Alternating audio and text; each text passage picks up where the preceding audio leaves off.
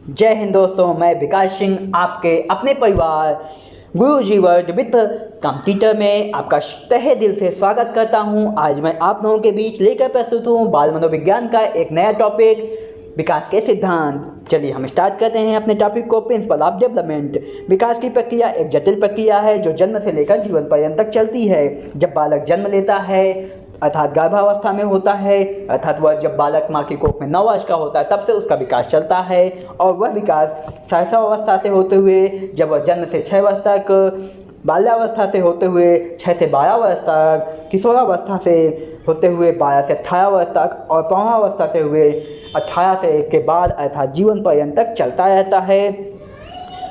विकास की प्रक्रिया एक निश्चित दिशा में चलती है और सतत रूप से चलती है। निरंतरता का सिद्धांत हम बात करते हैं अगले इसके सिद्धांत की। जो पहला सिद्धांत है निरंतरता का सिद्धांत।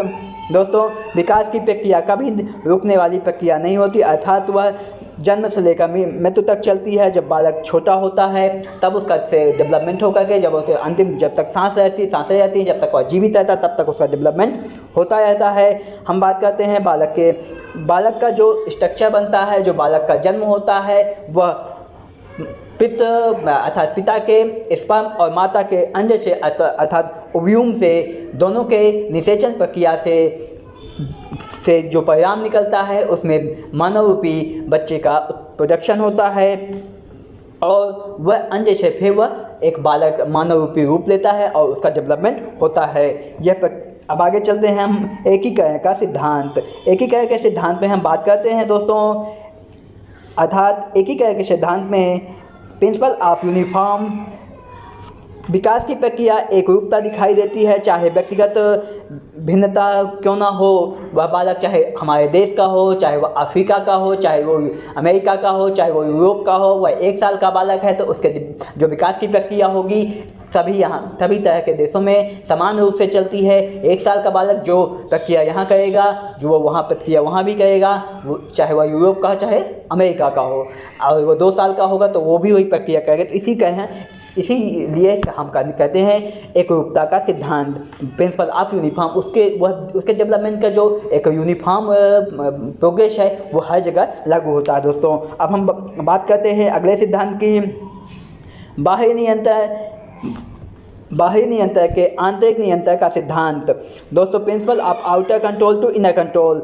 छोटे बच्चे के मूल्यों को, जो छोटा बच्चा होता है उसके कोई मूल्य नहीं होते, वह अपने आसपास के लोगों को देख करके उनकी आदतों को देख करके मूल्यों का निर्माण अपने अंदर करता है। अब हम आगे चलते हैं मूर्त से अमूर्त की ओर, अगले सिद्धांत की ओर, principle of correct to abstract. मानसिक विकास की शुरुआत भौतिक चीज़ों से, हम किसी फिजिकली रूप से किसी चीज़ को देखते हैं, पहले उसको देखते हैं, उसकी माप करते हैं, उसके बारे में सोचते हैं, विचारते हैं, उसका स्ट्रक्चर तैयार करते हैं, तब वो हमें अमूर्त रूप में उसके बारे में सोच पाते हैं। अर्थात हम कभी हाथी को देखें, हम जब छोटे थे या फिर आप अगर छोटे हैं तो आपके सामने मैं हाथी बोलूँ तो आपके अंदर कोई उसके फीलिंग नहीं आएगी। लेकिन अगर आपको एक बार हाथी दिखा करके मैं उसकी क्वालिटीज़ बता दूँ तो अगर आपको उससे पूछूँ हाथी कैसा होता है तो आप कहेंगे हाथी वही जिसके लंबी सी सूंड होती है, विशालकाय होता है और 4 पैर होते हैं, उसका वजन वो बहुत खाना खाता है। आपको जो क्वालिटी है वो पता चल जाने के बाद आप हाथी के स्ट्रक्चर बगैर देखे भी आपके अमूर्त रूप में भी उसके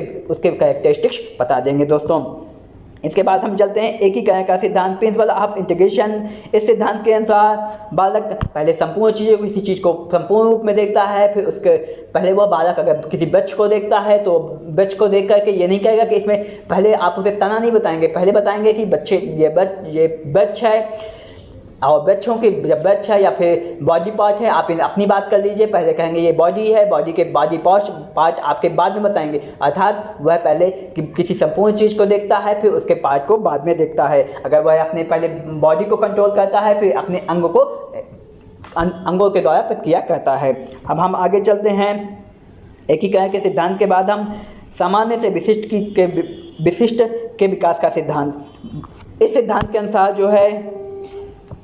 के अनुसार दोस्तों सामान्य से विशिष्ट की ओर जो सिद्धांत है उसके इस सिद्धांत के अनुसार बालक पहले सामान्य बातों को सीखता है, बाद में वह स्पेशलाइजेशन करता है। मैं पहले किसी बालक को ये नहीं कहूँगा कि बेटा तुम इंजीनियरिंग करो।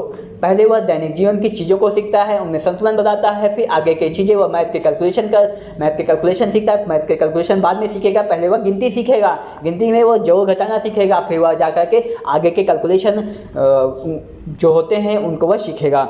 दोस्तों इसी के आगे हम अगले टॉपिक कुछ अगले सिद्धांत पे चलते हैं, विकास की भविष्यवाणी का सिद्धांत। अगर हम इस सिद्धांत को के बिहार पे हम कह सकते हैं कि प्रिंसिपल ऑफ प्रेडिक्टेबिलिटी, अगर किसी की डेवलपमेंट, किसी के विकास की प्रक्रिया चल रही है तो हम उसकी अभिरुचि, उसकी कैपेसिटी देख करके हम उसके भविष्य के बारे में जान सकते हैं कि यह बालक भविष्य में क्या करेगा। अगर वह समाज सेवी या फिर दयालु प्रवृत्ति का है और वह किसी की सेवा करने में तत्पर रहता है तो वह या फिर सोशल वर्कर बनेगा या फिर वह डॉक्टर बन सकता है। अगर वह किसी यांत्रिक चीज़ों में, मैकेनिक्स में इंटरेस्ट लेता है तो वह इंजीनियर बनेगा। और अगर वह एथलीट में पार्टिसिपेट करता है तो वह आगे चल करके एथलेटिक्स में पार्टिसिपेट करेगा और एक अच्छा यूथ आइकॉन बन सकता है। आगे चलते हैं दोस्तों, आगे हम बात करते हैं विकास की दिशा का सिद्धांत। दोस्तों विकास जो डेवलपमेंट होता है उसका एक डायरेक्शन होता है। जैसे कि जब बालक जन्म लेता है तो उसका सर बहुत बड़ा होता है, उसका सर जो सिर होता है उसका विकास सिर की तरफ से पैर की तरफ होता है। जब वो बालक जन्म लेता है तो उसके पैर बहुत छोटे होते हैं और सर काफ़ी बड़ा होता है। तो पहले उसका जो विकास होता है सिर से पाँव की ओर होता है, फिर रीढ़ की हड्डी से बाहर की ओर का विकास होता है। मतलब कि जब हाथ आपके सर से पैर की ओर विकास हो जाता है तो उसके जो मेरुरज्जु होती है या फिर रीढ़ की हड्डी होती है, बेस होता है उसका, वो मजबूत होती है और डेवलपमेंट होता है। उसके बाद उसके शरीर की मजबूती प्रदान करती है वो। और जब स्वरूप के बाद जब उसके किसी पूरा शरीर स्ट्रक्चर बन जाता है बॉडी का, तब वह कोई क्रियाएँ में पार्टिसिपेट करता है और उनमें वह प्रतिक्रिया देता है। दोस्तों अब हम बात करते हैं वैयक्तिक भिन्नता का सिद्धांत। इसके अनुसार हम कह सकते हैं वैयक्तिक भिन्नता शिक्षा मनोविज्ञान में देखा गया है कि मनोवैज्ञानिक वैयक्तिक भिन्नताओं का सिद्धांत को महत्वपूर्ण मानते हैं, क्योंकि जैसा कि हम जानते हैं कि विकास की प्रक्रिया विभिन्न आयु वर्गों में बांटा गया है। जैसे कि कोई बालक 1 ईयर का है तो 1 ईयर के बालकों में की काफ़ी भिन्नताएं होती हैं। 2 साल का बालक हो, जैसे जैसे जिस अवस्था में बालक, चाहे वह गर्भाधान अवस्था के बाद से जब वह बालक शैशवावस्था, बाल्यावस्था या फिर किशोरावस्था या प्रौढ़ावस्था में जाता है तो उसके विभिन्न परिस्थितियों में विभिन्न भिन्नताएं बालकों में भिन्न भिन्न होती हैं। उन भिन्नताओं को भी जानना और उनके हिसाब से उसको उनका डेवलपमेंट करना, उनको जो आवश्यकताएं हैं उनका ध्यान रखते हुए उनको ऐसा एटमॉस्फियर, वातावरण अवेलेबल करवाना कि जिससे उसका विकास आसानी से हो सके। दोस्तों हम बात करते हैं अगले सिद्धांत की, वातावरण और वंशानुक्रम के परिणाम का सिद्धांत। दोस्तों principle of product of heredity and environment. जब बालक जन्म लेता है तो वह अपने वंशानुक्रम में अर्थात अपने पूर्वजों से प्राप्त गुण उसके अंदर मौजूद होते हैं, लेकिन अगर एटमॉस्फियर उसको नहीं मिलता, वातावरण नहीं मिलता तो उसका डेवलपमेंट नहीं होता। तो अर्थात हम कह सकते हैं अगर वंशानुक्रम से मिले गुण, वंशानुक्रम जितना आवश्यक है उतना ही आवश्यक बालक के विकास के लिए वातावरण भी आवश्यक है। हम बात करते हैं संपूर्ण विकास का सिद्धांत।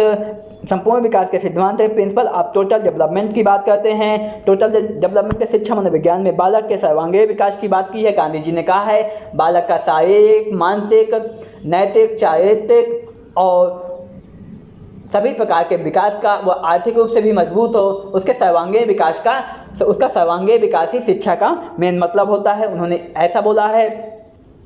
इसी प्रकार हम कह सकते हैं उसके सर्वांगीण विकास पर बल दिया जाए, जिससे बालक के शारीरिक, मानसिक, सामाजिक, संवेगात्मक, मनोगत्यात्मक विकास सभी पक्षों को सम्मिलित करते हुए उसके डेवलपमेंट पर फोकस किया जाए। अंतिम हम सिद्धांत की बात करते हैं